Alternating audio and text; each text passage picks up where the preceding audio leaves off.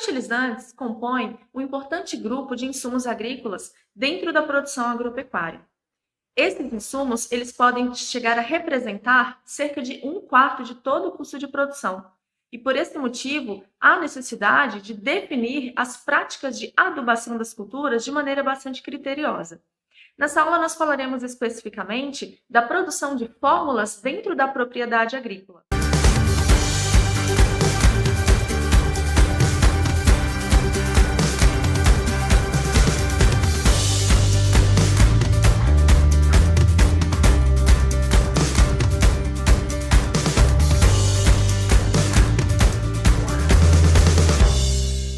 Os fertilizantes, essas fórmulas de fertilizantes às quais nós nos referimos, são as conhecidas fórmulas NPK que nós encontramos no mercado. Bom, essas fórmulas geralmente elas são adquiridas de forma pronta, ou seja, já misturadas com as concentrações já definidas. Entretanto, elas também podem ser produzidas dentro da propriedade rural. E a grande vantagem disso é que há a possibilidade de se produzir composições personalizadas para determinadas situações que podem não estar disponíveis no mercado.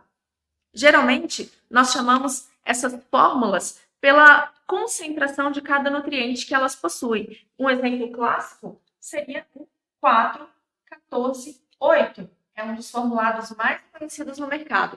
O que significa esse número 4-14-8? Significa que é um formulado NPK, no qual eu tenho 4% de nitrogênio, 14% de fósforo ou fósforo na forma de óxido e 8% de potássio na forma de óxido. Lembrando, então, esses dois últimos geralmente nós encontraremos na forma de P2O5 e o último, o potássio, na forma de K2O, ou seja, na forma de óxidos. Bom, nós temos vários exemplos de fórmulas comerciais no mercado. Então, nós poderíamos dar alguns exemplos aqui de fórmulas bastante utilizadas no plantio, como, por exemplo, o próprio 4-14-8, o 8-28-16, e um terceiro exemplo que nós poderíamos usar é o 5-30-10. Vocês podem observar que grande parte dessas fórmulas tem geralmente em maior concentração o elemento ou nutriente fósforo, justamente por conta do grande problema, por dois motivos principalmente. Primeiro, pelo grande problema que nós temos em relação à interação desse nutriente com os constituintes dos nossos solos de clima tropical. E segundo, porque geralmente o fósforo já é requerido em grandes quantidades desde o início da cultura, da implantação da cultura no campo. Há também outras fórmulas bastante utilizadas para a prática de adubação de cobertura no campo, ou seja, aquela adubação que é realizada durante o desenvolvimento da cultura e não antes, como é a prática de adubação no plantio. Algumas fórmulas que nós poderíamos citar como exemplo aqui são a 20, 0, 20. Outro exemplo, 20, 0, 5, 20. E temos uma infinidade aí de exemplos no mercado. Bom, uma grande diferença que nós podemos notar é que, geralmente, aquelas adubações que são realizadas em cobertura, elas possuem maior concentração de nitrogênio e potássio em detrimento do fósforo, que já foi praticamente todo fornecido ali no início da cultura, ou seja, na adubação de plantio. Geralmente, por conta das interações também sofridas do nitrogênio e o potássio com os constituintes no solo, há a necessidade de parcelamento da adubação nitrogenada e potássica. E esse é um dos motivos pelos quais nós geralmente encontramos concentrações mais altas desses nutrientes nos fertilizantes, nas fórmulas utilizadas para cobertura, para adubação de cobertura. Esses formulados eles podem ser classificados em 3 grupos principais de acordo com a sua concentração, a soma da concentração desses nutrientes. O primeiro grupo são aquelas fórmulas nos quais o somatório da porcentagem de N mais P mais K gira em torno de 21 a 30%. Essa é considerada uma concentração baixa. Entretanto, há uma grande vantagem sobre o uso desse tipo de fórmula, porque como demanda no final a aplicação de uma maior quantidade de fertilizante, torna-se mais fácil a aplicação desse volume em uma área grande, tá? Então, é mais fácil você calibrar o seu equipamento para aplicar 300 quilos por hectare de 4,14,8 do que 150 quilos de um outro fertilizante de uma fórmula mais concentrada, equivalente a essa concentração. A segunda classificação, o segundo grupo, são aqueles formulados classificados de concentração média, que estão girando ali em torno de 30% a 40% do somatório. E temos ainda o último grupo, que são aqueles formulados de concentração alta, que são todos aqueles que possuem o somatório desses componentes aqui maior do que 40%. Embora possa haver uma dificuldade no momento de calibração do equipamento, utilizando-se esses formulados mais concentrados, há aí uma vantagem que pode ser citada. A primeira delas é a economia no frete desses fertilizantes. Se ele é mais concentrado, ele ocupará menos volume, portanto, facilitará e barateará o frete. Ainda também há uma outra vantagem quanto ao armazenamento. Então, se você tem formulados mais concentrados, logicamente, nós teremos a necessidade, né, de um menor espaço para armazenar esses formulados, esses fertilizantes na propriedade rural. A legislação que nós temos vigente hoje no Brasil exige que esse somatório seja de pelo menos 21%. Então, formulados que são vendidos e têm esse somatório menor do que 21% estão fora da legislação, não estão atendendo à legislação vigente no país hoje. Antes de nós falarmos e seguirmos para a parte de cálculos da produção dessas fórmulas, é importante ainda destacar e listar alguns critérios, alguns fatores que devem ser levados em consideração na hora de produzir esse formulado e na hora de escolher as fontes que irão compor esse formulado. Então, é uma série de critérios e fatores que devem ser levados em consideração e precisam ser deixados de forma bastante clara e compreensível para que essa escolha seja feita da maneira mais acertada possível. O primeiro critério que nós devemos considerar está relacionado ao custo desses fertilizantes, mais especificamente, quanto custa a unidade, o quilo do nutriente por hectare. Nós podemos pegar o exemplo aqui da ureia.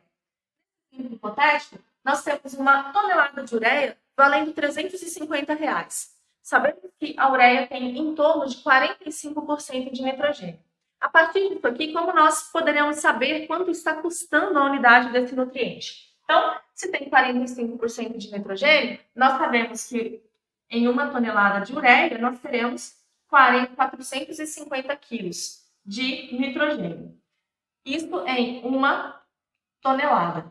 Se a tonelada custa 350, fica fácil fazer essa conta. Então, nós teremos aqui R$350 dividido pela quantidade de nutrientes que eu tenho exatamente dentro desse valor. Se R$350 equivale a uma tonelada, quanto é que eu tenho uma tonelada de nitrogênio? 450.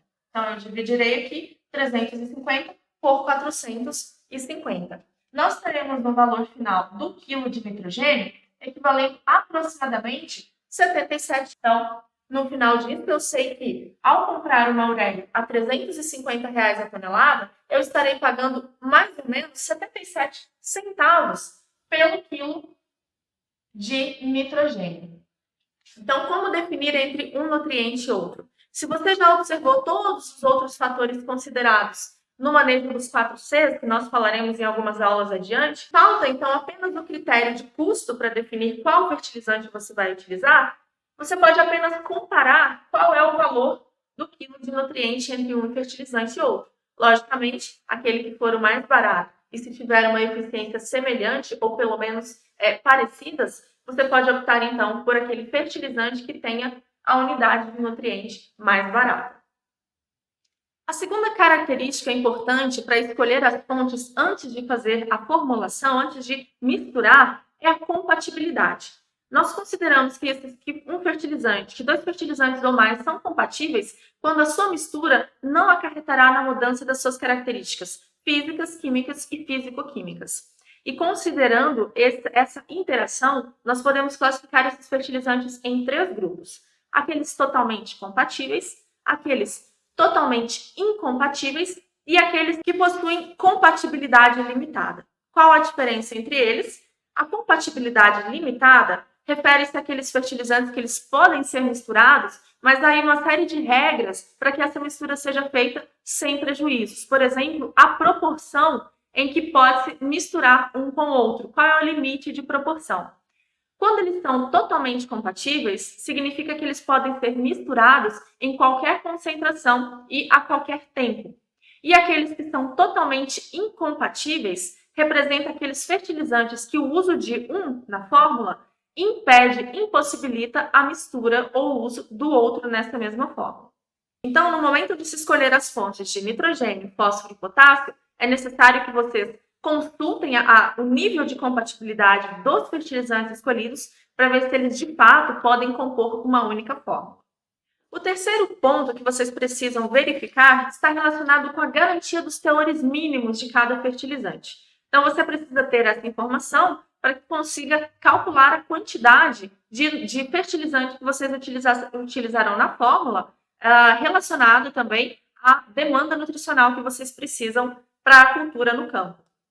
Como quarto critério, nós temos a avaliação da umidade dessas diferentes fontes. Se você planeja utilizar, por exemplo, uma mistura de ureia como fonte de nitrogênio com outras fontes de fósforo e potássio, é necessário que vocês avaliem qual é o nível de umidade das fontes de fósforo e potássio.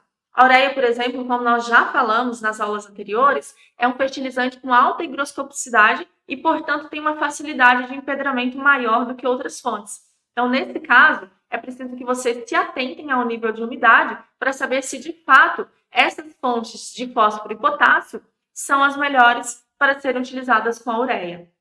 O pH do fertilizante é o quinto critério a ser considerado. Parece pouco importante falar de pH dos fertilizantes na mistura. Entretanto, não compreender as interações existentes por conta do pH desses fertilizantes pode comprometer a mistura e, consequentemente, a eficiência da fórmula que está sendo montada na propriedade.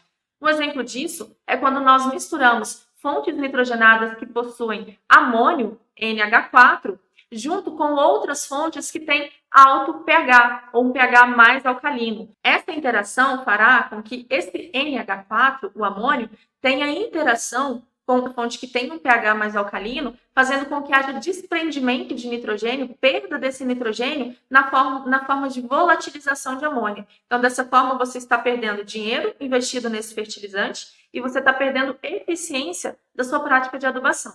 A granulometria é o sexto critério a ser definido no momento de definição dessas fontes para serem misturadas.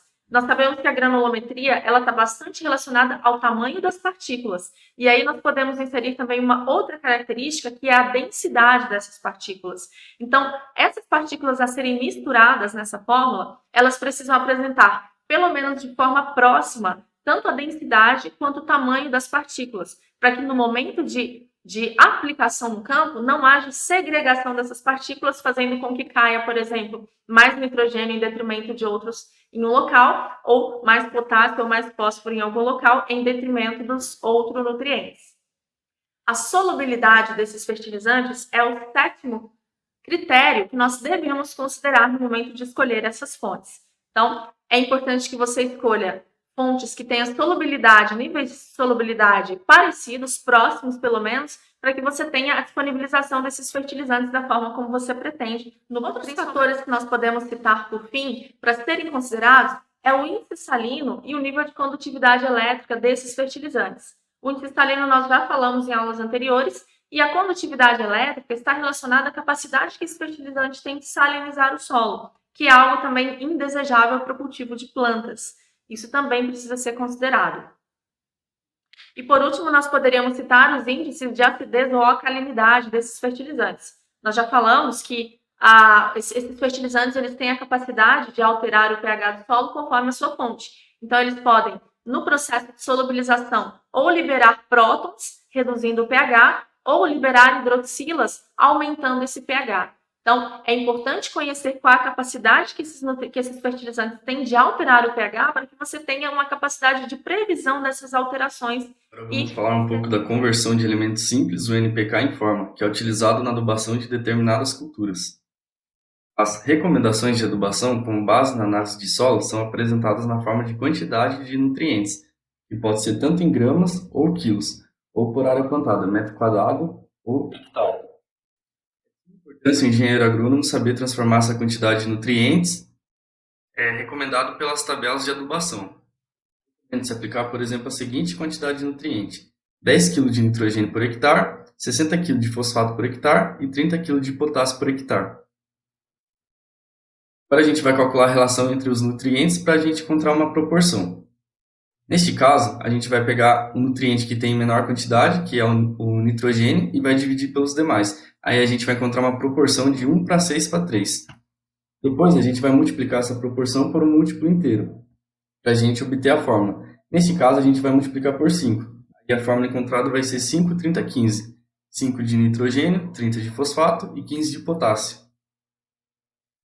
Agora, a gente vai calcular a quantidade da fórmula que deverá ser aplicada. Neste caso, a gente vai pegar de exemplo o potássio. A gente sabe que em 100 kg da fórmula 5, 30, 15, a gente tem 15 kg de potássio. Para a gente obter 30 kg, que a gente precisa, a gente vai fazer uma regra de 3 simples e vai encontrar o resultado de 200 kg de potássio por hectare da fórmula 5, 30, 15. A gente vai precisar de 200 kg dessa fórmula para a gente ter 30 kg de potássio. Agora a gente vai falar do cálculo das fórmulas de fertilizantes, que também é um cálculo de adubação. Neste caso, eu vou explicar um método de cálculo rápido, mas também existe o método de cálculo convencional, que o professor vai deixar no material de apoio, para quem tiver interesse. Nesse caso, a gente vai querer obter 1000 kg da fórmula 4,14,8.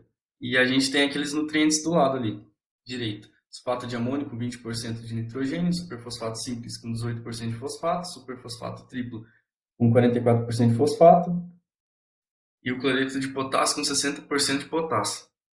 Para a gente obter o nitrogênio, a gente vai pegar o 4% da fórmula 4,14,8, vai dividir por 20% do sulfato de amônio, vezes o 1000, que é o 1000 kg que a gente quer obter da fórmula, a gente vai encontrar o resultado de 200 kg de sulfato de amônio.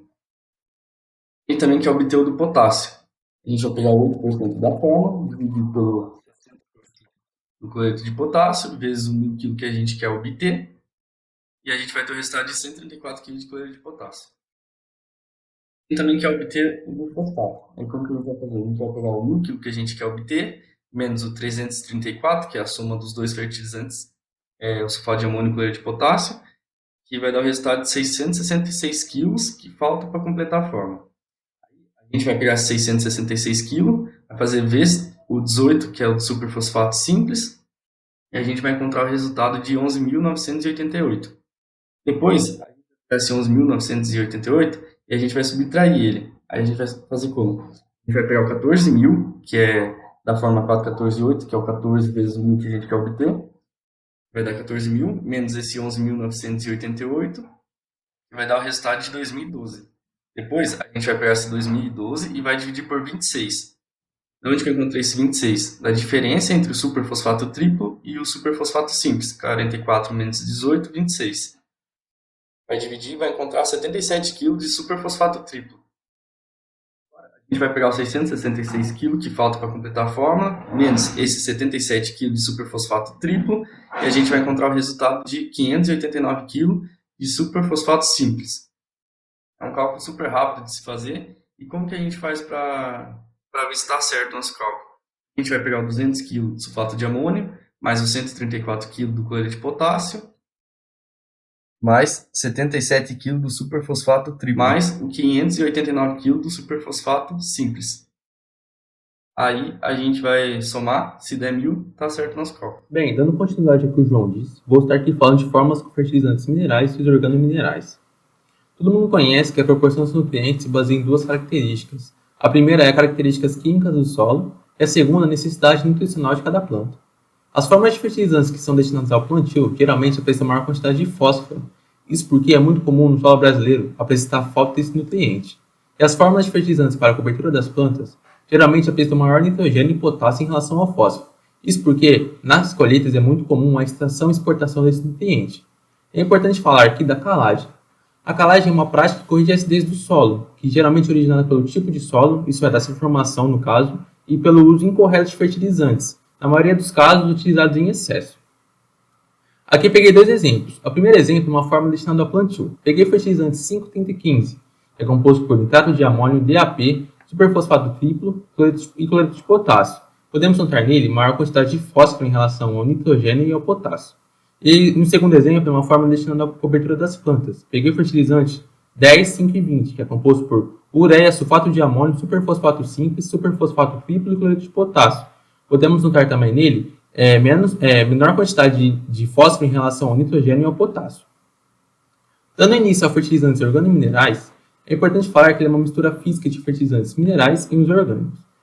Os fertilizantes orgânicos ele propicia melhores condições físicas, físico-químicas e biológicas no solo, e ele vem sendo muito utilizado atualmente. E esse tipo de fertilizantes organominerais ele vem crescendo em algumas culturas apenas, como hortaliças e frutíferas. Porém, em algumas grandes culturas, como soja, que é muito utilizado no Brasil, ele não vem sendo tão utilizado ainda. Isso porque tem alguns problemas que eu vou citar agora. Um deles é a quantidade limitada de formas contendo fertilizantes orgânicos. Isso porque tem alguns problemas, como pouca disponibilidade de matéria-prima, uma desuniformidade de diversos adubos orgânicos, enquanto as condições físicas, isso é, umidade e granulometria, e também ao alto custo que ele apresenta, além de um difícil transporte das culturas. E por isso que ele não vem sendo tanto utilizado ainda.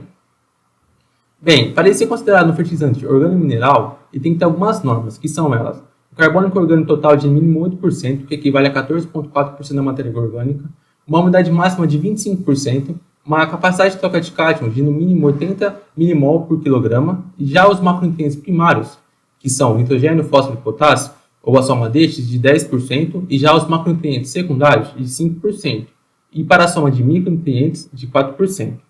Aqui eu peguei um exemplo de fertilizante organomineral, que é no caso 3,12,6, que é composto por ureia, torta de fruto de cana-de-açúcar, termofosfato magnesiano, superfosfato simples, fosfato natural e cloreto de potássio. Podemos notar nele mais matéria orgânica do que os fertilizantes utilizados para o plantio e para a cobertura vegetal no caso.